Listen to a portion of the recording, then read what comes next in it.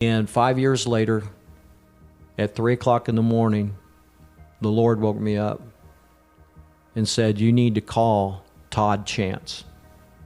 And I'm like, "Lord, who's Todd Chance?" I don't remember a Todd Chance in my life. That was the guy's name. Yeah. And I said, "I have no idea." Well, the Lord gave me his name. He said, "His name's Todd Chance." Well, how do I get a hold of a guy I don't have any information or anything? So I didn't think a whole lot about it, but that day I'm cleaning up my office and everything. Yeah. I had printed off his email 5 years to the day, Wow. the exact date, 5 years ago, we talked on email. Well, his phone number was on the email.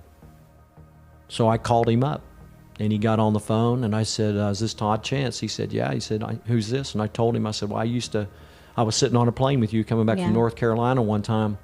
And he goes, "Oh my gosh." He goes, "Yeah, I remember everything you did." He goes, we went through that whole deal and everything." And I said, "Well, how are you doing?" I said, "The Lord woke me up today and told me I'm supposed to call you." Dead silence. A few seconds later, I hear him sobbing and crying. And he said, "Gary, I can't believe you called me." I said, "What do you mean?" He goes, "When you called me, I had a pistol in my mouth and I was getting ready to kill myself.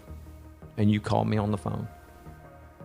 I said, "Why would you do something like that?" And he said, "I just lost my son to suicide 6 months ago and I can't get past it." And we talked on the phone and we wept together on the phone. And we had a really long talk about the Lord and that God has more plans for him, so forth and so on.